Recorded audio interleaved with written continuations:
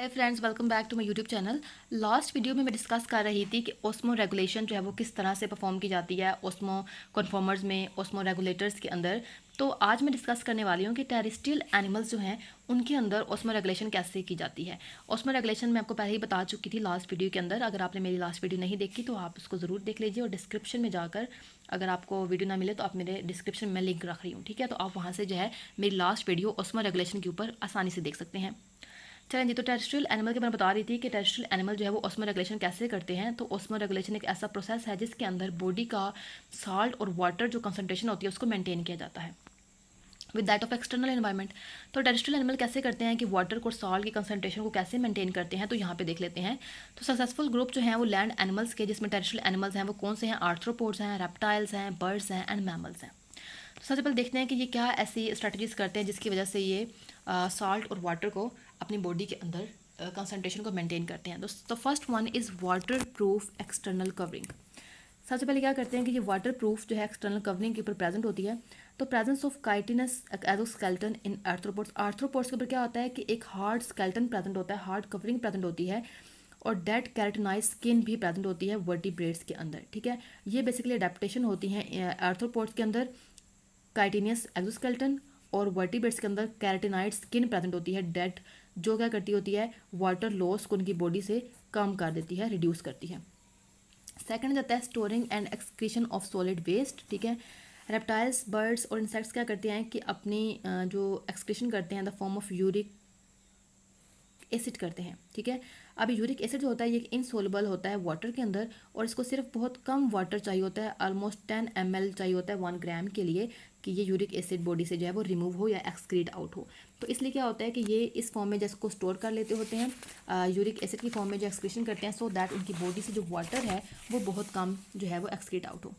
Then third point क्या है हमारे पास, अडेप्टेशन कौन सी होती है इनके पास? तो स्टोरिंग वेस्ट। मैमल्स जो हैं वो कुछ यूरिया को है अपनी किडनी के अंदर जो है वो स्टोर करते होते हैं, जो इनको हेल्प करती होती है वाटर को रीएब्जॉर्ब करने के अंदर, ठीक हो गया। देन बात करते हैं डेजर्ट मैमल्स के अंदर। डेजर्ट मैमल्स क्या करते हैं, उनके अंदर क्या अडेप्टेशन होती हैं? तो डेजर्ट मैमल्स जो हैं they are very much resistant in the regard, इस रिगार्ड में वो बहुत रेजिस्टेंट होते हैं। They can tolerate against strong degree of dehydration, ठीक है। वो बहुत ज़्यादा डिहाइड्रेशन जो होती है, यानी कि वाटर की कमी को जो है वो बर्दाश्त कर सकते हैं by special metabolic and behavioural adaptation, क्योंकि उनके अंदर दो टाइप की डेफिनेशन होती हैं बड़ी स्पेशल, एक होती है बिहेवियरल और एक होती है मेटाबॉलिक अडेप्टेशन उनके अंदर हुई होती है, इसलिए वो डिहाइड्रेशन को काफ़ी हद तक टॉलरेट कर सकते हैं। एन एडेप्टेशन को, इस करेक्टरिस्टिक्स को हम बोलते हैं कि ये है एनहाइड्रोबायोसिस। तो एनहाइड्रोबायोसिस जो है वो किसकी करेक्टरिस्टिक्स होती है? तो वो हमारे पास मैमल्स की करेक्टरिस्टिक्स होती है, ठीक है।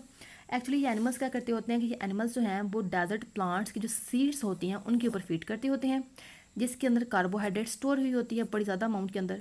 तो जब ये इन सीड को तोड़ते हैं बेसिकली, तो उसके रिजल्ट में क्या होता है कि वहाँ से वाटर प्रोड्यूस होता है एज ए बाय प्रोडक्ट। जब कार्बोहाइड्रेट की ब्रेकडाउन होगी तो वहाँ पे वाटर जो है प्रोड्यूस हुआ एज अ बाय प्रोडक्ट। तो इस वाटर को ये बेसिकली यूज़ करते होते हैं, दैट्स वाई ये वाटर डिहाइड्रेशन को बहुत अच्छे से जो है वो हैंडल कर सकते हैं।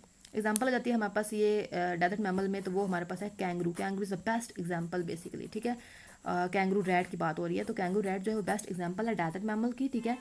ये डे टाइम को जो है अवॉइड करते हैं ताकि हीट वगैरह ना हो, गर्मी लगेगी तो उतनी ज़्यादा जो बॉडी से पानी जो है वेपरेट होगा।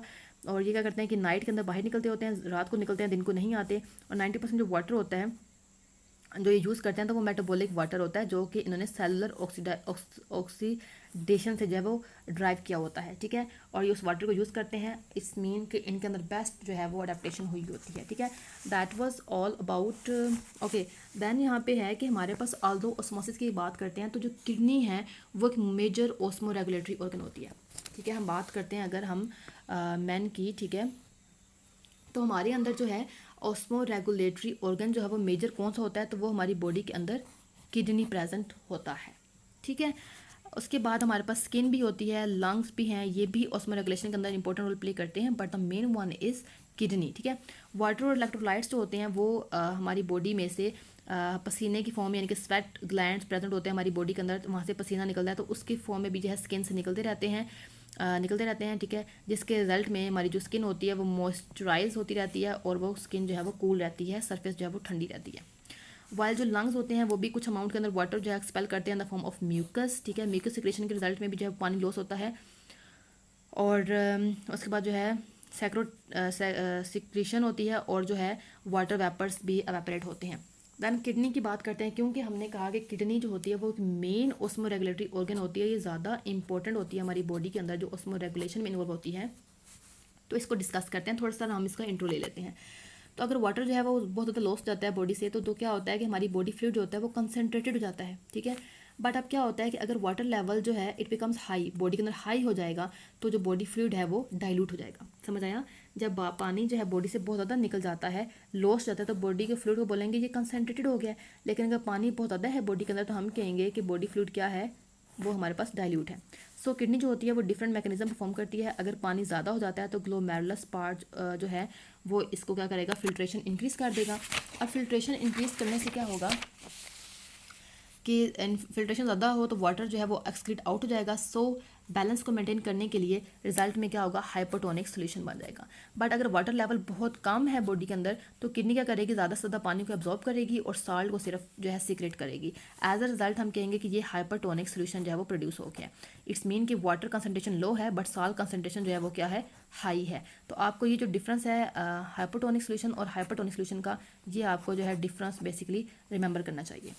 अगर बात करेंगे हम सोल्यूशन ज़्यादा फिल्टर हो जाए तो रिजल्ट में क्या होगा, हाइपोटोनिक सोल्यूशन भी बन जाता है। ठीक हो गया। आगे बात करते हैं फिल्ट्रेशन के स्टेप्स कितने होते हैं। तो किडनी जो होती है क्योंकि फिल्ट्रेशन परफॉर्म करती है, उसके 3 बेसिक प्रोसेस होते हैं, स्टेप्स होते हैं। फर्स्ट में क्या होता है, हमारी जो नेफ्रॉन किडनी के अंदर प्रेजेंट होती है वो ब्लड को फिल्टर करती होती है और run through the capillary network in the glomerulus. और वो नेफ्रॉन क्या करेगी, ब्लड को फिल्टर करेगी और वो ग्लोमेरुलस तक जाएगा। ऑलमोस्ट जितना भी सल्यूट जो होगा एक्सेप्ट प्रोटीन्स, ठीक है, प्रोटीन के अलावा जितना भी सल्यूट्स होंगे वो यहाँ से फिल्टर हो जाएंगे ग्लोमेरुलस से, और इस प्रोसेस को बोलते हैं ग्लोमेरुलर फिल्ट्रेशन। अब मालूम होगा ग्लोमेरुलर फिल्ट्रेशन क्या होती है। तो नेफ्रॉन में प्रेजेंट जो है, हमने कहा था कि कैपिलरी नेटवर्क के थ्रू जो है जितना ब्लड होगा वो सारा ग्लोमेरुलस के अंदर चला जाएगा। वहाँ से जो है सिर्फ प्रोटीन के अलावा बाकी सारा जो है वो फिल्टर आउट हो जाएगा। इसको बोलते हैं ग्लोमेरुलस फिल्ट्रेशन। ये आपके पास एक डायग्राम नज़र आ रही होगी, ये देखें, दैट इज़ द डायग्राम। आपको ये ग्लोमेरुलस नज़र आ रहा है, यहाँ से एफरेंट आर्ट्रियोल से आ रहा है, ठीक है, ब्लड। यहाँ से इसकी फिल्ट्रेशन होगी तो बोमेंस कैप्सूल में एंटर हो जाएगा। फिर प्रोक्सिमल ट्यूब्यूल से देखिए साल्ट वगैरह की जो है यहाँ से रीअब्जॉर्ब की जाएंगे। फिर आ जाएगा हमारे पास लूप ऑफ हैनले के अंदर, तो यहाँ से वाटर जो रीअब्जॉर्प्शन हो रही है और क्लोरीन और सोडियम आयन की रीअब्जॉर्प्शन हो रही है। दैन डिस्टल पार्ट में आएंगे, यहाँ से भी वाटर वगैरह की कुछ रीअब्जॉर्प्शन होगी। दैन लास्ट पार्ट आता है हमारे पास किडनी के अंदर नेफ्रॉन का, that is the collecting duct, ठीक है। कलेक्टिंग डक्ट के अंदर देखें वाटर की रीअब्जॉर्प्शन हो रही है, साल्ट भी रीअब्जॉर्ब हो रहा है। लास्ट पॉइंट पे बिल्कुल एंड पे जो है वो आएगा ब्लैडर के अंदर, और यहाँ से जो है फिर एक्सटर्नल एनवायरनमेंट के अंदर जो है वो यूरिन जो होता है वो एक्सक्रीट आउट हो जाता है, ठीक है। समझ आइए आपको यहाँ पे, ठीक है। उसके बाद आपने देखा, sorry just a minute, second point जो है, हाँ सेकंड हमारे पास स्टेप जो था, पहले में क्या हुआ, ग्लोमेरुलर फिल्ट्रेशन होगी, तो मैंने डायग्राम के थ्रू तो बता दिया, लेकिन आपको एक्सप्लेन करती हूँ। सेकंड में क्या होगा, the filtrate is collected in the renal tubule. अब वो जो फिल्ट्रेट था जो ग्लोमेरुलस ने जो है ग्लोमेरुलस फिल्ट्रेशन कह दिया, अब वो रीनल ट्यूब्यूल के अंदर जो है वो कलेक्ट हुआ। यहाँ पे जो सल्यूट होंगे वो जो है वो एब्जॉर्ब हो जाएंगे, लाइक हमारे पास जो है like in the proximal convoluted tubule के अंदर by process called tubular reabsorption. मैंने बताया कि जो हमारे पास प्रोक्सिमल कन्वोल्यूटेड ट्यूब्यूल है उसके अंदर ट्यूबुलर रीअब्जॉर्प्शन होगी और मोस्ट ऑफ सल्यूट्स जो है वो रीअब्जॉर्ब हो जाएंगे। फिर लूप ऑफ हैनले के अंदर क्या कहा कि फिल्ट्रेट जो है वो continue to exchange solute and water with the renal medulla and the peritubular capillary network. Loop of Henle के अंदर क्या होगा कि हमारे पास जो एक्सचेंज होता रहेगा फिल्ट्रेट का, ठीक है, कैपिलरी नेटवर्क और पेरिट्यूबुलर के दरमियान जो है, रीनल और मेड्यूला के दरमियान जो है, इन सल्यूट का और वाटर का जो एक्सचेंज होता रहेगा, कुछ अंदर आएगा कुछ बाहर जाएगा, इस तरह से ये काम होता जाएगा। लास्ट में वाटर जो होता है ये भी रीअब्जॉर्ब्ड होगा इस स्टेप के ड्यूरिंग, क्योंकि और एडिशनल सल्यूट जो होते हैं वेस्ट होते हैं वो किडनी के अंदर जो है वो ट्यूबुलर सिक्रेशन में जो है वो एक्सक्रीट आउट हो जाएंगे। The opposite process to tubular reabsorption. तन आता है कलेक्टिंग डक्ट जो होती है, ये सारा फिल्ट्रेट जो होती है उसको इकट्ठा करती होती है जो नेफ्रॉन से आ रहा होता है और वो फ्यूज़ करता है मेड्यूलरी पेपिला के साथ, ठीक है। यहाँ से क्या होगा कि पेपिला जो होती है वो इस फिल्ट्रेट को डिलीवर कर देगा, डिलीवर करेगा फर्दर, और जो है इसको बोलेंगे कि ये फिल्ट्रेट नहीं है बल्कि ये यूरिन है, ठीक है। और ये माइनर कैलिसिस के अंदर जाएगा और वहाँ से इवेंचुअली जो है वो यूट्रस के साथ वो कनेक्ट करती होती है, और यूट्रस से फिर फर्दर जो है ये यूरिन जो होता है वो एक्सक्रीट आउट हो जाएगा, ठीक है। तो दैट वाज ऑल अबाउट, हमने कहा ऑस्मो रेगुलेशन क्या होती है, तो ऑस्मो कन्फॉर्मर्स पढ़े, ऑस्मो रेगुलेटर्स पढ़े, उसके बाद हमने सारी रेगुलेशन देखी किस तरह से होती है।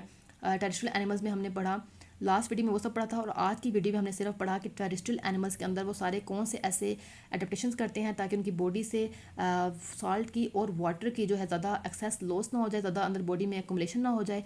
वो सब हमने पढ़ा। फिर हमने देखा कि इसके अंदर हमारे पास किडनी का हमने बेसिकली देखा मेन, कि हमारे पास जो है ऑस्मोसिस के अंदर जो है वो मेन कौन जो ऑर्गन है, तो वो हमारे पास किडनी थी। स्किन का पढ़ा, और हमने किडनी को है डिटेल से कुछ जो है इसका ऑस्मो रेगुलेशन के हवाले से सिर्फ हमने पढ़ा, ठीक है। वैसे किडनी को हमें फर्दर एक्सप्लेन करेंगे नेक्स्ट वीडियो के अंदर। मिलते हैं नेक्स्ट वीडियो में, तब तक के लिए अल्लाह हाफिज़। If you like my channel, do like, subscribe and share it with your friends. Thank you so much.